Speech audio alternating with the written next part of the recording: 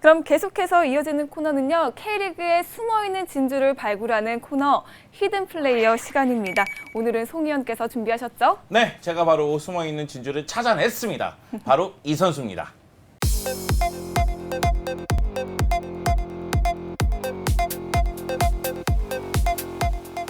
2015 시즌 새로운 비상을 꿈꾸는 인천 유나이티드 왼발의 해결사. 오늘의 히든 플레이어는 바로 미드필더 박세직 선수입니다.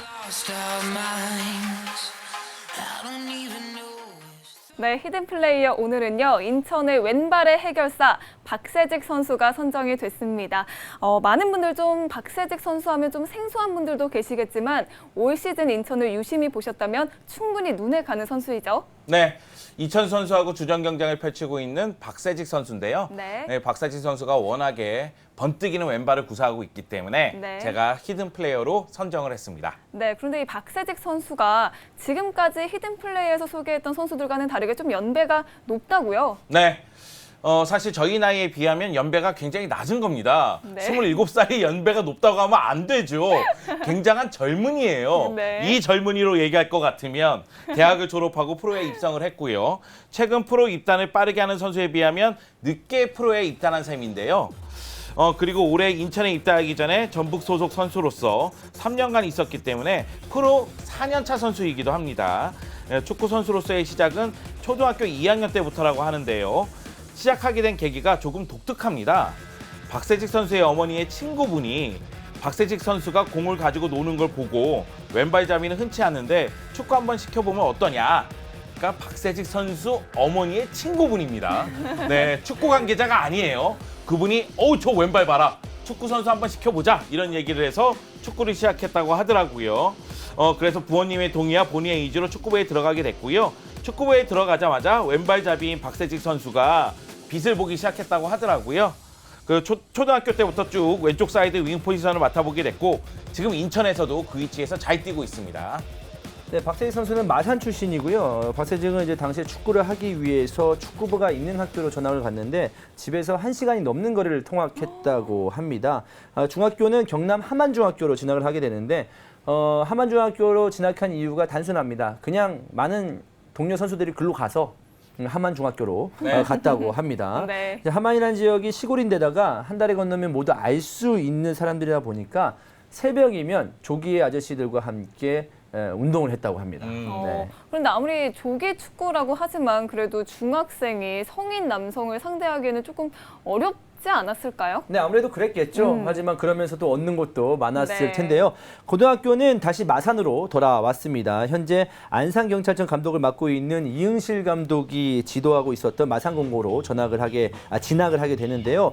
초등학교, 중학교 당시 성적이 좋았던 건 아니지만 시합 때마다 지역에 많은 축구부 이제 감독들이 스카웃을 하기 위해서 경기를 지켜봤다고 하는데 그때마다 박세직 선수는 활약이 나쁘지 않았다고 합니다. 고등학교 진학을 할 때 서울, 경남 지역 유수의 학교에서 제의가 왔습니다만은 박세직은 이응실 감독이 있는 마산공고로 진학을 결정하게 되는데요. 왜냐하면 당시에 이응실 감독이 그 지역 내에서는 좀 명망이 높았다고 합니다. 그렇기 때문에 좋은 지도를 받기 위해서 마산공고로 진학을 결정하게 되었던 것 같습니다. 그리고 나중에 이응실 감독과의 인연이 계속해서 이어지죠. 박세직 선수가 대학 졸업하고 프로에 입단할 때 1순위로 뽑았던 팀이 전북입니다. 당시에 전북의 감독이 바로 이응실 감독이었어요. 그러니까 최강희 감독이 대표팀 지휘봉 잡고 있을 때 잠시 동안 이응실 감독이 전북을 지휘했었는데 그때 박세직 선수가 전북에 입단하게 된 거죠. 프로에 입단하기 전부터 박세직 선수 같은 경우에는 한양대학교에서 4년 동안 축구부 생활을 거치는데요. 신입생 때부터 주전으로 활약을 하면서 팀에서 기량을 인정받는 선수였다고 합니다. 하지만 1학년 때 그리고 4학년 때 왼쪽 무릎 내측 인대가 끊어지는 부상을 당하면서 마음고생도 굉장히 많이 했다고 하더라고요. 특히 4학년 때 입은 부상의 경우는 프로 진출과도 연관이 되다 보니까 본인 스스로 스트레스를 받고 위축되기도 하고 그랬다고 하더라고요. 네. 학창 시절에 대외적으로 이름을 알릴 기회가 없었던 만큼 프로 진출에 대한 부담이 굉장히 컸다고 합니다. 아무도 자기를 몰라줄 줄 알았대요. 근데 드래프트를 2011년 말에 신청을 했는데 결과는 예상치 못하게 초대박을 치게 됩니다. 전북에서 1순위로 이 선수를 뽑아갔습니다. 네. 이 순위는 전체 15위에 해당되는 순위인데 중요한 건 전북이라는 빅클럽이 첫 번째로 뽑은 선수가 박세직이라는 게 가장 중요한 거죠. 네. 당시에 너무 깜짝 놀라서 박세직 선수의 어머니는 대성통곡을 할 정도였다고 합니다. 재밌는 것은 당시 한양대 1년 후배였던 주민규 선수는 드래프트에 뽑히지도 않았었어요. 그 정도로 좀 주민규 선수는 마음 아픈 기억이었었는데 네. 박세직 선수는 예상외로 전북이 1순위로 뽑아간 그런 결과가 있었습니다. 네, 보통 선수들은 드래프트 할 때 상처를 받는 경우가 많이 있잖아요. 그런데 이 박세직 선수 같은 경우에는 프로 입단하는 만큼은 정말 최고의 선수였네요. 네. 근데 그 다음에 오히려 안 좋은 효과가 좀 있었다고 해요. 어. 오히려 독이 됐다고 해야 될까요? 네. 실제로 브라질 전지훈련에서 연습 경기에서 2골을 넣었는데 그 소식이 팬들에게도 알려지면서 전북에서 총각 맞는 신인 선수로서 이름을 날리게 되는데요. 하지만 시즌이 시작되고 경기에 나섰지만 본인의 부담감이 너무 크다 보니까 전혀 자신의 플레이를 하지 못하고 주변의 기대에도 못 미치는 플레이를 보여주게 됐죠. 네, 2012 데뷔 때 첫 시즌에 뛴 경기 수가 15경기입니다. 물론 적은 수치라고 볼 수 있겠습니다만 팀이 전북이라는 것을 감안했을 때는 이건 어마어마한 신인 선수가 받은 기회라고 볼 수가 있거든요. 그만큼 구단에서 나름 이 선수에 대한 기대치가 있었던 것 같고요. 하지만 결과적으로는 박세직의 경기력 자체는 좋지 못했었고 공격 포인트도 도움 하나에 그치면서 출장 기회가 점차 사라지게 됩니다. 재작년 두 번째 시즌에도 11경기에 출전을 했지만 이렇다 활약을 보여주지 못하고요. 그리고 지난해에는 2군으로 떨어지면서 리그에서는 단 한 경기도 출장하지 못했었고 지난해 박세직의 공식 경기는 아침 한 경기, FA컵 한 경기에 머물렀습니다. 네, 뭐 어느 팀이나 마찬가지겠지만 뭐 특히 전북이나 서울, 뭐 수원처럼 규모가 큰 구단 같은 경우에는 그 내에서도 경쟁이 정말 치열하잖아요. 그렇기 때문에 신인이 살아남기는 정말 어려웠을 것 같아요. 박세지 선수 자체가 준비가 덜 돼 있었고 그리고 전체적으로 이 K리그에도 적응해야 되고 전북에도 적응해야 됐으니까 어려움을 많이 겪었었거든요. 결국 지난해 리그 경기에 출전할 수 없었던 이 사실 자체가 박세직에는 이제 변화가 필요한 시점이 왔다는 사실을 이미 했고요.